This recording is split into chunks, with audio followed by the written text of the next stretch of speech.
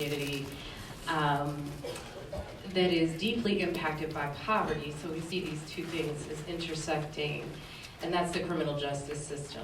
And again, I'm joined by an esteemed panel of folks who will introduce themselves. But to give you a little bit of context, something that's come up recently is the impact of cash bonds, fines, and fees on people who are experiencing poverty in our community.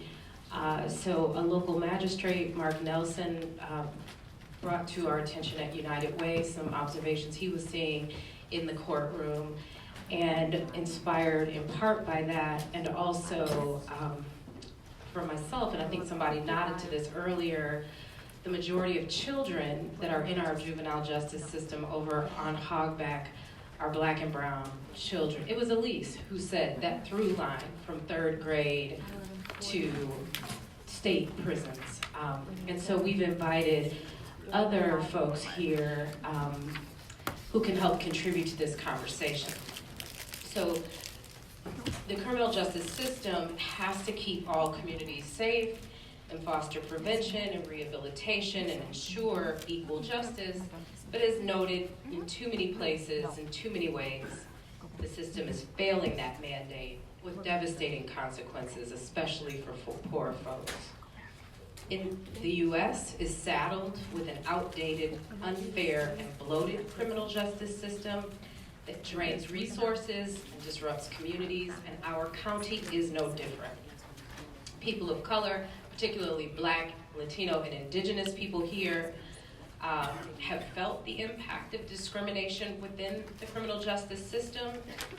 Unfortunately, many immigrants experience mandatory detention, racial profiling, and due process violations because of laws and policies that violate their human rights and the principles of equal justice, fair treatment, and proportionality under our system. So the good news is that as a nation and as a county, we're at kind of this unique moment in which there is strong public and bipartisan support for criminal justice reform. This is how, if we spent the morning looking more individually and interpersonally, this afternoon we're going to be looking more systematically and structurally at a system like criminal justice reform. There are positive policy developments in many parts of the country, and as many of you know, mass action and social movements for change are growing. More is needed, however, to make that positive trend and lasting change. So we invited these panelists to do a few things that I'm going to also invite you to do. Share stories of current conditions within the local and regional CJ system, then to help us learn about some practical policy and community solutions that are happening in other communities, and then to strive together with you towards building a shared narrative around criminal justice reform in Washtenaw County. I will ask each of them to introduce themselves, and while they do that, I also want you to be thinking about a discussion point that I'd like to invite in early in our conversation, and that is, can you identify problems you're seeing? So I'd like maybe 2 or 3 of you to call out problems you're seeing in our criminal justice system so that we can bring those into our panel discussion as well early on versus in Q&A, okay? So we'll start here to my left with Kim.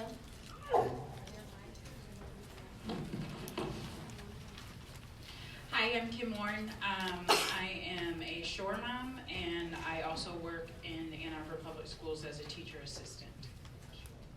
A shore mom stands for Sisters United, Resilient, and Empowered.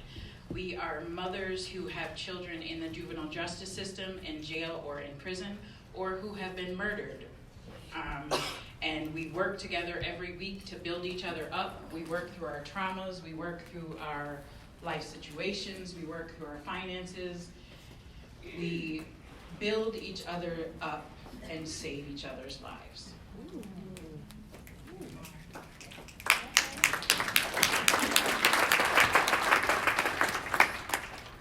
Hi, I'm Peri, Stone-Palmquist. I'm the Executive Director of the Student Advocacy Center, and just want to pause and say, so nice to see so many people, some I haven't seen in a long time, lots of people that I just love and adore in the audience, and lots of people who know just as much, if not more, about the things that I'm going to talk about today. But Student Advocacy Center, if you don't know, was founded in 1975.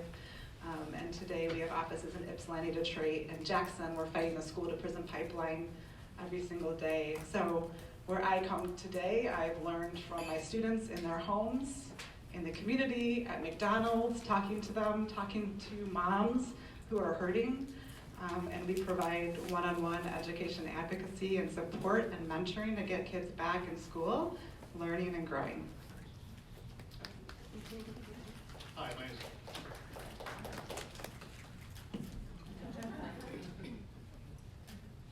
We'll try this again. Hi, that's better. Hi, my name is Mark Nelson. As Yodit said, I'm the magistrate at the 14B District Court. Our jurisdiction or service area is Ypsilanti Township, which encompasses most of the 48197, 48198 zip codes. I'm also an attorney, so I come with caveat. I hear personally, everything I say today is my personal opinions. I don't speak for the court today. I took a day off here to be here to separate myself from that, but I'm happy to be here and happy to have a discussion with everyone. Hi, my name is Jayesh Patel. I'm an attorney at Street Democracy. We're a poverty law firm, and what that means is essentially we represent poor people, primarily homeless folks, and then we use that representation to try to figure out what are the systems and policies that are creating poverty. And that led us to start to work in criminal justice reform, both on the directly in the courts as well as now we're getting into schools, and to hopefully stop that kind of third through? I've never heard that term before, but that, yeah, anyway. My name is Aaron Kenzel. I'm the Executive Director of the Youth Justice Fund. We work with youth that were dispositioned as adults in the criminal justice system. A lot of these men and women have coming home now after 10, 30 years in the Michigan Department of Corrections. So they're a very special population that I think as a community we really need to invest in.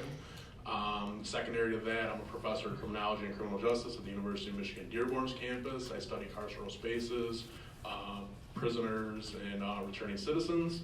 Last but not least, which beside my professional caveats, I'm a victim of crime. Multiple times as a child, I was almost murdered at the age of 8. I came from some of the oppressed and marginalized communities that we're talking about, and by the time I was 15, I was incarcerated in juvenile facilities, and that was just a snowball effect that got to my 18th birthday where I got into a shootout with state troopers and ended up serving almost 10 years in the prison system as a young man. So where we come from often informs like who we become. That doesn't mean I don't take accountability for my actions, but where we have a layout and where your zip code is sometimes defines your pathway in life.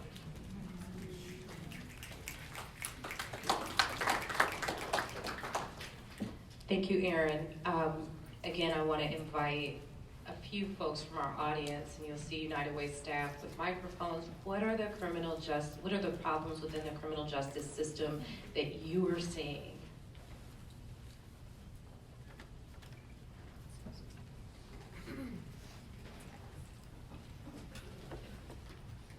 And panelists, while we wait, I'm going to ask you to start thinking about, Aaron, you talk about zip code.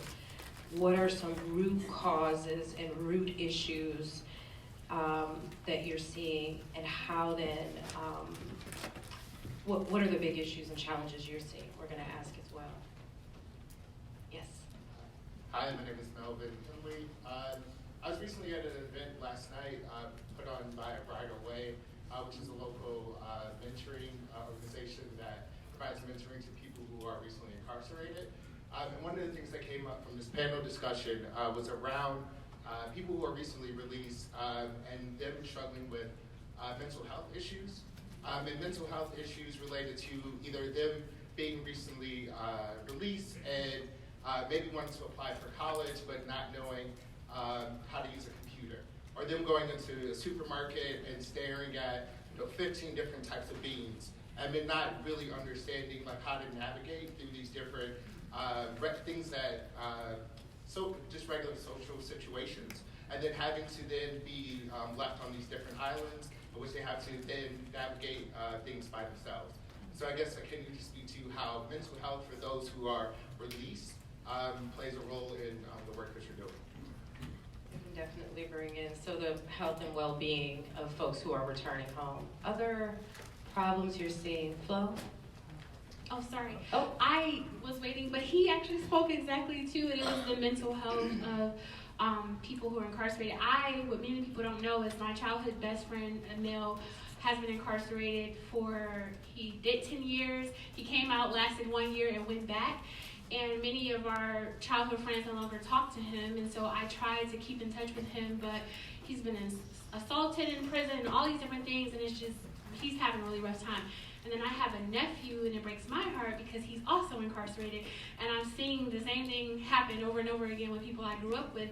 And despite everything I've tried to do with my life and now working with young women, I'm feeling like particularly men of color are really not getting the early interventions. And so mental health is the issue I'm most concerned about, especially because my nephew told me last night on the phone that he's struggling currently in a Flint jail with mental health issues, but he's not going to tell them because he told me that what they're going to do is lock him in a room by himself in isolation. And so it breaks my heart because these are the types of things I hear and I'm dealing with, and I don't know how to advocate for him when he's not going to speak up because he didn't want to be locked into a room because he told them how he's really feeling.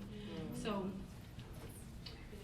Kia, you inspired me to ask a quick question. How many of us, if you're willing, in this room know or are connected to someone who is or has been in jail or prison?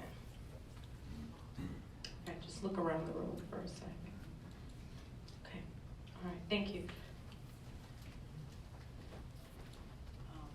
My concern right now is that I have mothers who come to me and they say to me, I see my son. My son is out, he's committing crimes.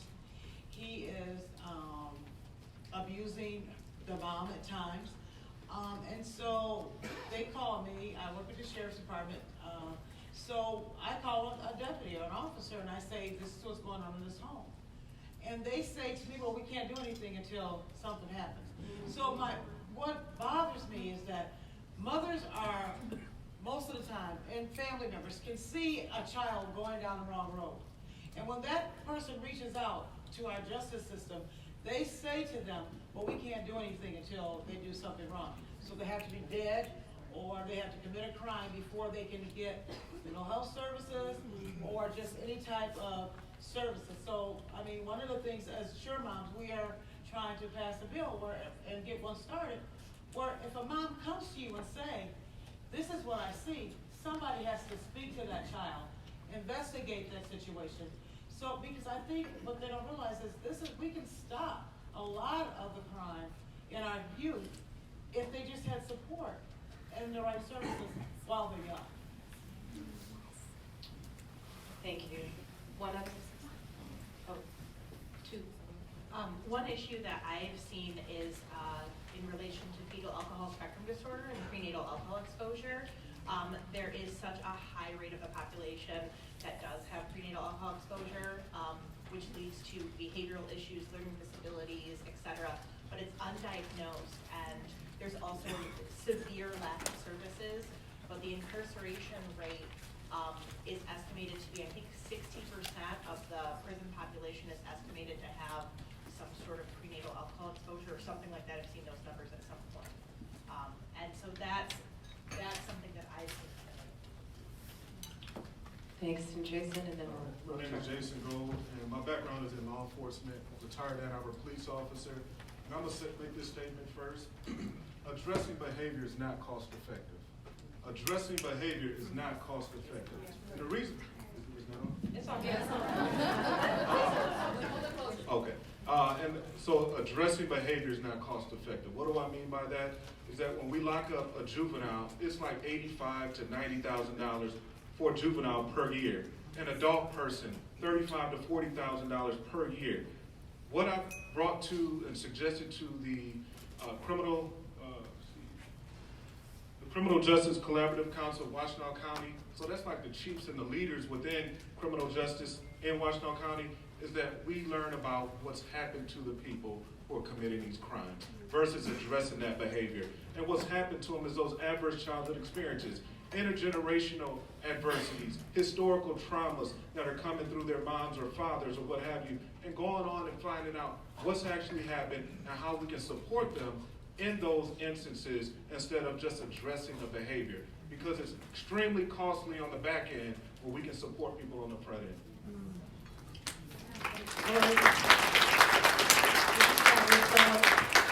Thank you. Here, come get my mic, babe. Thank you. I guess the concern that I want to address, I'm from the 4819 area code, so if you're in Washington County, you understand. There is an assumed criminality that comes with being a young man of color from that area code. I've had my fair share of interactions with police and with law enforcement, and it's kind of like when you're in that position and you get stuck and you may not have done anything wrong, but it's assumed that you did, you're treated as a criminal. And there's a lack of transparency and a lack of advocacy for people in those situations. So I'm wondering like what resources are available if young people find themselves in that. I know like a lot of times with poverty law, and if you're having an issue with landlords, be it, or immigration, be it, that you can find services that are free of cost. But if you're in a situation where criminality is assumed, or if you've been accused of something, there's nothing there for you aside from access to public defense, or if you're not charged with anything, there's nothing there at all. So I'm wondering what resources are available and how we can continue to address transparency when police are investigating and you have no idea why you come up in something, and now all of a sudden you're watching your back every time you leave your house. So. Just to speak on what Brandon said was addressing, I was wondering, as a young man of color who knows his rights, how do we address the discrepancy or the ignorance of young youth of color who don't know their rights? How do we go about educating them, knowing their rights when it comes to addressing officers who have probable cause, or who stop you to question because I've been followed to church, or just because being an African American they see me as a threat. I was wondering, because I know my rights, how do we educate the younger generations of the rights that they have? I know you have more questions. We're gonna, Michelle, hold on just 1 second. What I gathered, and y'all please tell, the themes I heard were mental health, advocacy, trauma, poverty, lack of access to resources, and I want to say like believability, to your point, with when communities are acknowledging that they see issues and yet there are barriers. So I would like to ask each of you, some of you, to talk a little bit about the intersections of your work, the big issues or challenges you're seeing. Would you validate that these are the things you're seeing, Peri? What are you trying to solve? And I'd love to hear a little bit from each of you. I would say, because I work in the schools, I would say that trauma is something that is so detrimentally awful in schools. Our children have suffered and are suffering through so much right now. It is absolutely exhausting. There have been times this year where I had to literally walk out. I didn't leave my school, but I walked away from a situation because I could not handle their trauma at the moment, because their trauma is driving all of their behavior. And in one of the particular classrooms I'm in, we have 3 students that and they're all of color, and they have trauma that makes their behavior it blows up the whole classroom.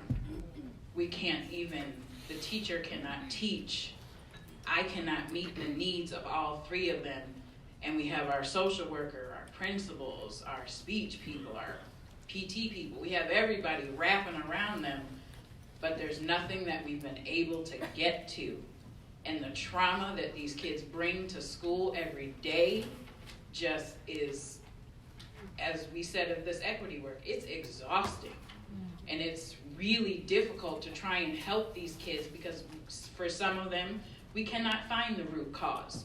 For others, we have the root cause, but then we come back to us as parents. Well, if us parents aren't willing to take that step to do what we need to do to help our kids, well then therefore you see that nothing gets better.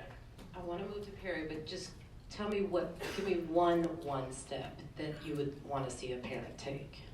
We hear a lot of this about parent responsibility. What do you mean by that?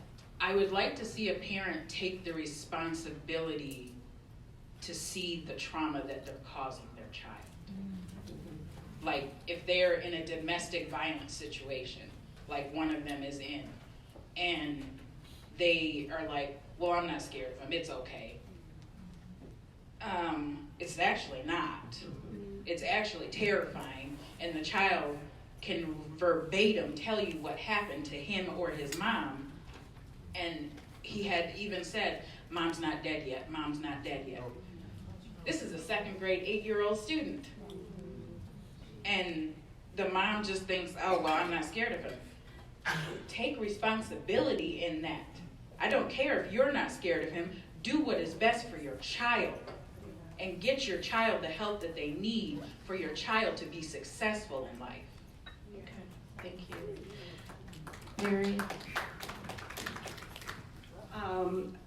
Yes to everything that folks have been saying. I think two root causes that I'm seeing frequently are one, pound of flesh society. We live in a punishment society. And so even the way we talk about youth, like when I was a kid, you would never say a first grader assaulted a teacher. But that just happened. I just watched a video last night of a 6-year-old being handcuffed in her school, not in our state, but we criminalize the behavior of students, and we blame the families and the students without taking responsibility for the situations that they're in. And so understanding trauma and understanding that behavior is communication. So that's one. And this kind of persisting belief in our society that somehow, and I'm kind of upstream, so seeing this persisting belief that, well, we have to expel them for a year. We have to suspend them for 30 days or 60 days or whatever, or 90 days. We have to. And there's lots of pockets of people saying different things in this county, so I want to hold that up too, but it remains a persisting belief. And then underneath that is a very real thing that our schools are very under-resourced. And I was in a Detroit community high school yesterday, and it was chaos. And I was like, y'all, I don't know how you're doing this every day, I'll be real. There was people moving and yelling, and it was too hot, and all of that stuff was happening. And so you can see the situation. So all of that's true and holding space for that, but I don't think our schools have enough resources, and I think that's one of our root causes too. So just to give some context to my comments here, I work in a district court. That means our maximum penalty is 1 year in jail. So we're dealing with misdemeanor charges, simple assault, drunk driving, use of drugs, things like that, shoplifting. The through line that we heard here coming from a number of the comments was, the condition we have people coming to the courts in. We don't have services that catch people before they get to the courts. We don't have mental health services. We don't have substance use disorder services widely available. We don't have the family services that are widely available that people need. So once somebody comes to our court, and we sort of view ourselves as the people's court, most people are going to have contact with the district court in the state of Michigan. The district court's hearing more cases than all the other courts combined in the state of Michigan. We end up being the triage for that person. We see the person, we see the issues that they have before them that have caused them to come to us, whether it's poverty, whether it's mental health issues, whether it's substance use disorder. And then we have to deal with that. We have to take into account those issues, and in some instances we have the ability to divert them into drug court and get them to services. In some instances we have the ability to recognize that poverty is an issue and they're going to be able to pay fines and costs, and we can simply waive those fines and costs. But in a number of instances, even the systems we have available to us aren't sufficient to catch those folks, and they just keep on moving forward. So it is all, as the gentleman over here said, it's all on the front end. And the changes have to happen before the people come to court.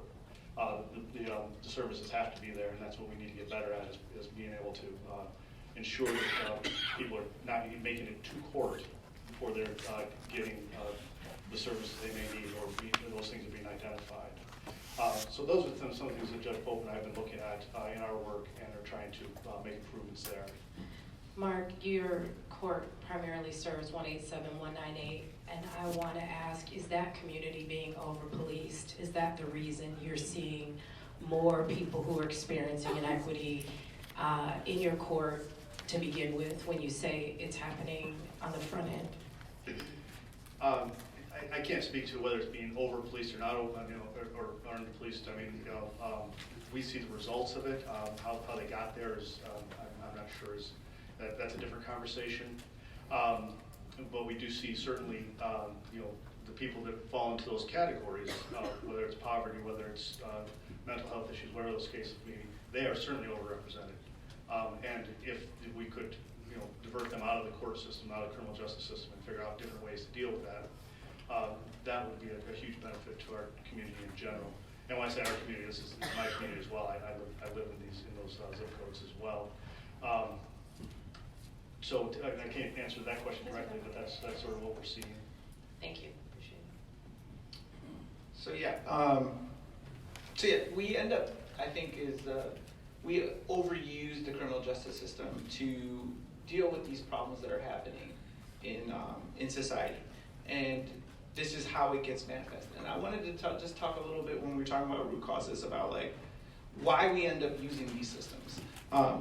So first, a couple of different things that happen. First, we have really bad assumptions. So we assume and design the system for criminal justice with the assumption that you do have money, or you do come from a certain sense of privilege, so that when you don't pay, it's because you chose not to pay. And so just along those lines, we think about, like, we apply this rough logic to human behavior all across the board. So when we see the kid who acts up, it's not just a kid who's got stuff going on at home, it's the kid is a bad kid. And then once we go to that level, then the system is there to do that. The second thing we do, and this goes back to your watch, because my wife had it yesterday watching the debate. The watch went off. But we've created the systems to work just enough, right? So that when we have these like overcrowded systems, then we can't take that time to breathe, to think about problem solving. Now, we see this happen in psychology with the way poverty affects decision making. We rely on habit versus problem solving. So think of cerebellum versus prefrontal cortex type of stuff, right? And we're doing that same thing with our systems. So that because our systems are overwhelmed, the system then chooses to do things that reinforce a habit to clear out the system, to just get through. So that's why when that kid is acting up, we have to remove them, because that's going to disrupt me educating the other 30 kids in the class, right? And same thing with the criminal justice system. Like, we overstack the cases. So now I got 60 people in front of me. I can't do individualized sentences when I got 60 people I got to go through in a morning. And so this is why these systems keep perpetuating, and why we rely on them. And because the criminal justice system is really good at taking people and removing them from the community, removing them from the situation, incapacitating that problem. And it's really good at that. It doesn't care about the consequences on the back end, which Aaron's going to talk about, but it's really good at this part, which is removing people from systems. And so, and that's why we use it. And just so you have a kind of like underlying base of that. So I come at this like from a really different perspective. How many of you think the criminal justice system is broken in this room? I'm about to start a really bad argument with all of you. I don't think the system's broken at all. I think it's actually functioning very effectively and doing exactly what it was designed to do. Yeah. This country was founded on the oppression and marginalization of different people. It started with us killing the indigenous populations, enslaving African Americans, treating different populations as others. And we've kind of expanded that now to modern day to It's not just based on race, it's based on class, it's based on immigration status, it's based on languages you speak. We've created all these multiple variables of other categories. You're different, you're different, you're different, you're different. But I think the system, and I don't like the system by any means, don't get me wrong, I hate it, I think it's horrible, but it's functioning the way it was designed to. In connection to the mental health stuff, I think the underlying problem that no one ever talks about is trauma. Even more than the really harsh and draconian policies that have driven mass incarceration over the last 50 years, the big piece that no one ever talks about is trauma. So in the early 70s, when we had the war on drugs become a catalyst, the deinstitutionalization of mental hospitals, state hospitals across the United States, where did these people go? That's when we started getting this rapid expansion of our jail and prison systems. People that don't have access to legitimate economies, they don't have access to education, employment, housing, food, you name it, what happens? They experience trauma in different ways, and that manifests through substance abuse now, or that manifests through committing crimes, that manifests through developing mental illness. And that doesn't excuse people for committing crimes, and no different than me, but like my whole life and everybody I've worked with at the Youth Justice Fund, or even before my role there, everybody that comes out of prison is super traumatized. If there's a spectrum, people that are from prison are there in the 90th percentile.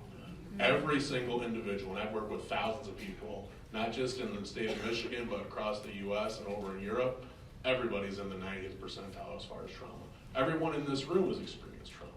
I hope none of you have, met it to that point to where, like myself, almost being murdered as a child, watching my mother get raped, watching people commit acts of violence, and having that start to soak up into me as a child, and that violence becomes normalized.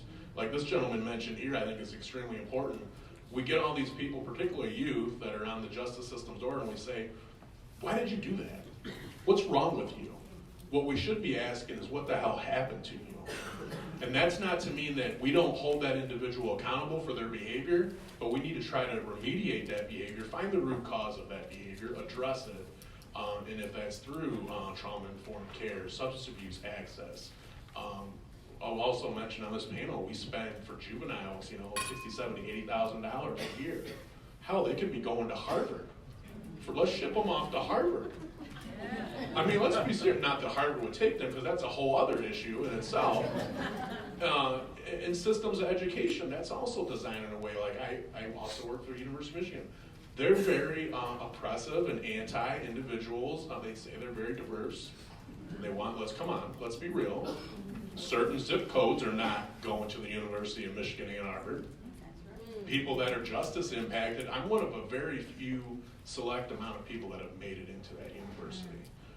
And it's not just U of M, it's Eastern Michigan, it's other public universities. We have all these systems that say, we don't want you if you're from this zip code. We don't want you if you're this skin tone. We don't want you if you speak this language. And I think that's a big problem. Thanks, Aaron. So we have criminalized failed systems. Do we agree? And we have those systems which were designed to extract, to remove the pain point, now squarely centered in most communities and adversely impacting our relationship with each other and our relationship to the system. So I think is there anybody in this room that's not clear on the problem? No, seriously. Okay. Because what we want to spend the remaining 15 minutes or so, and Pam made me promise I would stay on time, is I mentioned Angela Davis earlier, who talks about radical imagination, the scholar, the activist, the abolitionist, and I'm thinking about Tony Cade, who says, if we want new things, we have to have new relationships. We have to remake the system, not try to fix it.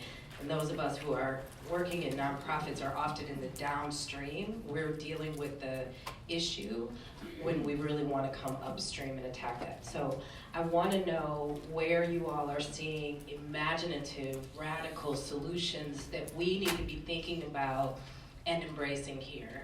And just jump in wherever you feel. Be mindful of time. Jump in wherever you're feeling moved. or I will call you out. There's that. This one is not the most important, but I want to share it because I think it's something you could do tomorrow. So how many of you are parents? So one of the things that in my kiddos' elementary school is some of the parents have gotten together and said, how can we advocate and support the school in actually using lesser interventions? And so one of the things in schools, rather than suspensions, so one of the things that we see across the state is that we have parents who demand the kid get kicked out. That kid must get kicked out. That's the only answer. And so if we say, we turn that on its head and say, no, we want to find a way to do something different. So when my kids' elementary school called me to tell me that an African-American girl was kicking my white son in the butt and said, don't worry, we took her out of recess. I was like, oh, do you know what I do? No, that's not what I want you to do. I want my son to talk to this girl, and we sat down and had a circle, and they were friends the rest of elementary school. I'm not saying it's always that, beautiful, but my point is, all of us, every day, these are things that are happening, and we can create pressure and support for a different way of doing things, both in schools and in criminal justice systems. That's a tiny, tiny, tiny way. I have lots of other ideas, but I want other folks to speak. So there's a it's really old school phrase and derisive that, to defendants, they used to say to the police, we used to say to them, you might beat the rap, but you're not going to beat the ride. Meaning that, you may be found not guilty of this charge, but you're still going to get arrested, you're still going to go to jail, all these things are still going to happen to you. And then you look at the ancillary effects of all of that. So the person may not end up even be charged with a crime, but they've been arrested, they've been put through this whole process. And it's so disruptive to everything that's going on in their lives. A day or two out of your life, particularly people that are on the edge, that puts their whole housing at risk, that puts their jobs at risk, that puts everything at risk. So from the court's perspective, we need to keep that in mind, and we need to make sure that we don't have these unintended ancillary effects that cause problems outside of what we're trying to accomplish and what we need in the job we need to do.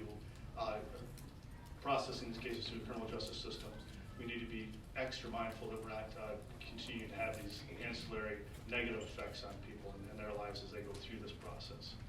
So to that end, we're constantly looking for better and different ways to serve the communities that come before us and expedite the processes for them, keep them from having to come back to court multiple times and things of that nature, and certainly keeping them out of jail. There's, especially the misdemeanor charges, we don't need to have people sitting in jail waiting for their next court date. There's two factors that go into whether or not somebody should be incarcerated waiting for a date. Public safety and likelihood to appear in court. And it's really public safety is the only thing we should be looking at. And that means that they're a dangerous person. And the majority of people are not that, especially with misdemeanor charges. So coming back to my original point, from our perspectives, we're just trying to keep mindful of that we cannot have unintended consequences. That while the gentleman in here said people have to be held to account, that can happen without doing additional harm.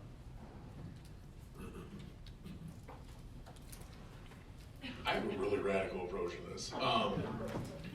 And no offense, I love that we have these convenings, and I go to them all the time, community events, and it's great that we're talking about things, but we already know what's going on.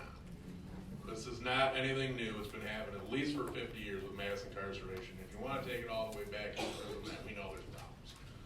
We need to be speaking truth to power, and not even speaking truth, demanding that they address these issues. So convenings like this should not be here in our community, but centered around power structures, whether that's up in the courthouse, the prosecutor's office, the judges, county commissioners, city council, the state legislature, congressional offices. That's where the power sits. We need to really convince them to change the system. And if they don't, guess what? We vote them the hell out of office.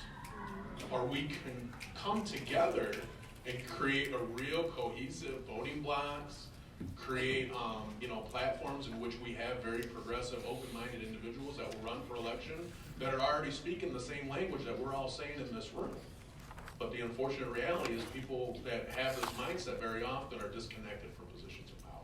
So we really need to like dramatically change that. And also, I'll take a plug really quick for the Youth Justice Fund in a Brighter Way. We're a 501c3 nonprofit. If you got money or you got connections, donate to nonprofits that are doing this work, boots on the ground. And that's just not me, but there's plenty of other organizations in Washtenaw County that need money. If you got deep pockets or connections, give that money. Let's divert resources from incarceration and clogging up the criminal justice system and the court dockets and all this stuff. Let's divert money into services on the front end.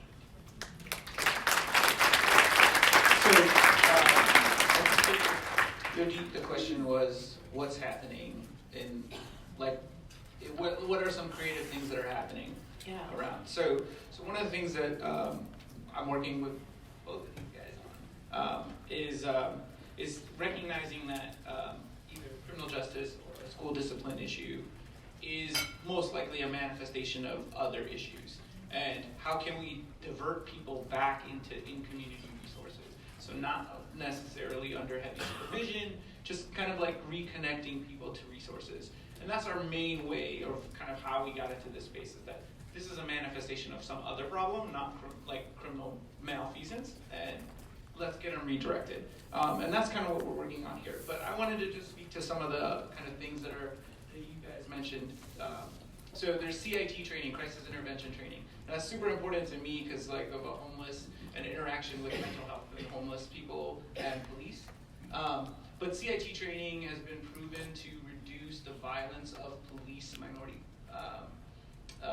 interactions, so that because the main thing is giving time and space to that police interaction, and what you see that ends up happening is that that lends itself to respect, and the respect then de-escalates that situation in that police interaction. So yes, it doesn't solve the problem of you just zip code and race combination being stopped more. It doesn't solve that problem, but it gives time and space for that interaction to cool back down to a place where you can then say, even if you know your rights, you can then be like, I'm going to assert my rights later. And so that's one thing. There's other things in the police is called LEAD. It's a police pre-arrest diversion. And it's roughly the same idea, is that the police officer comes, sees the situation, assesses it, that kind of creates a boundary of sort of spaces around it, right? Allows the person to like de-escalate themselves, and then says, you know what, this is not really a police situation. Let me offer some services. Let me get a partner from the community to come and offer you some services. And so it diverts the person entirely from even getting the ride, hopefully. And that's happening in Seattle. LEAD is the main program that started. There's one in Atlanta. There's a pilot happening in Detroit. Stuff with, we were talking about prisons. I forget who talked about MDOT prisons and, I think it was you, right? MDOT prisons and mental health for people coming out. And so the prisons, for example, have a rule that you can't, unless you're a year out, you can't get access to programming. That's stupid. In fact, you should do it the other way. The people who are lifers are the ones you should train the most, because they're going to be they have the most institutional staying power, right? They create the culture in the prison. But that's something you guys can have. And speaking on your point about like how you can attack these systems, is you can go to those MDOC meetings, right? You can talk to those MDOCs and say like, you know what, this is a dumb rule. Let's change this. And surprisingly, what you'll find, I think, is that when you know and power map where those points of change are, that they're actually pretty receptive to it. So like, I'll give you the example, and I'm happy to share this with you. I have the police protocols for the Atlanta program. So what the police protocols are supposed to, the SOP for the police to do when they encounter a person experiencing a crisis, right? So I just share that. Like, I just like email officers that, and then you find like, that's a good idea. And like, they don't even have to really recreate it, and you've done some of that legwork, and that's a really easy way to like attack these like agency powers. So I think legislative is a really tough one because the politicking and all that stuff. But agency heads and like local officials, the sheriff and things like that, there's a lot of like really good powers. And then the last thing is budgetary power, which is a lot of people are talking about with respect to like particularly education and police. little bit in jails. This hasn't happened yet, at least I haven't seen. But essentially is like, we're gonna pay for, when we're talking about policing, we're gonna say, part of that police budget we're gonna reduce and pay for social workers that will be the pre-arrest diversion call, right? So like, this is not a police situation, let me call this, but it's budgeted. It's a government function. And same thing with counselors versus school resource officers, right? So it's just easier, the lift and the drive is easier because I have to make an extra call to call the officer in. So now it can't escalate to a crime. Where versus all the officers right there, he's gonna think about it as a crime. And so those types of things, budgetary power is super important, but I think agency heads is a real powerful way to attack this problem. I want to ask him to talk a little bit about how we can take part in our own transformation and some of the work that Shore Moms are doing in that regard. We can have transparency in ourselves. We can see that we need to face our own traumas. We can, so my son was in the juvenile system. Unfortunately, he's now back in the system. He's not in jail, but he's on probation. I had been molested when I was 5 years old by my 15-year-old cousin. And I dealt with that my whole life. I was in and out of counseling and therapy my entire life, just in and out. And it wasn't until my son finally got into trouble because I had been dealing with him for about 4 years of just craziness, disturbing our whole family, doing crazy stuff, on drugs, just acting a fool. But there was nothing I could do because, like Florence said, if he didn't commit a crime, there was nothing that anybody could do to help me. So I just had to suffer. But when he got to the drug court program, they said, Kim, you need trauma therapy. And I was like, what? I was like, I've been in therapy my whole life. They're like, no, there's a difference between talk therapy and trauma therapy. And once I finally got the trauma therapy, I cannot explain to you the world of difference that trauma therapy is between talk therapy. I became a different person. I grew up. I stopped struggling with parenting, stopped struggling with depression, suicidal ideation, and cutting myself. I stopped that because it showed me what my trauma really was. And I was finally able to deal with it and break it and grow from it and be the parent that God destined me to be.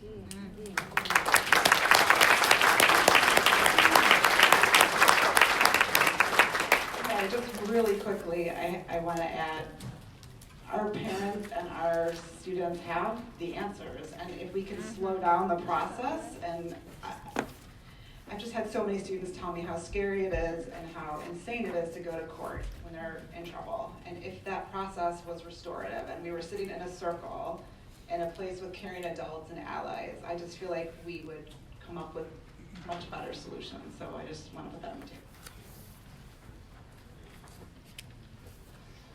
Just never have enough time. Two other quick things we can do to take action. Each year around Mother's Day, I try to think about moms who are in our local jails and invest dollars to bail them out. It's a small thing, so I want you to think about that. The other thing I want you to know is to call loved ones is extremely expensive. So most of us raised our hands and we know somebody or connected to somebody. If you can help with those expenses so that people who are imprisoned can stay connected with family, that's an incredibly powerful piece as well, and it's something each of us could do. Sometimes those calls cost $20 for 10 minutes, and that can get taxing. And finally, there is an emerging movement of people here who are making demands as we look to elect our next prosecutor. And in particular, there's a booklet that's been published with 12 questions that you can ask, and if you look up the hashtag Liberate Don't Incarcerate, you can educate yourself on questions to ask as candidates are running for prosecutor, that is an important piece as well. I want to thank each of you for what you contributed to us thinking about systems change, poverty, and its intersection with criminal justice. Most particularly want to thank you for your willingness to share your own journey and for the continued work that you're doing. You're right.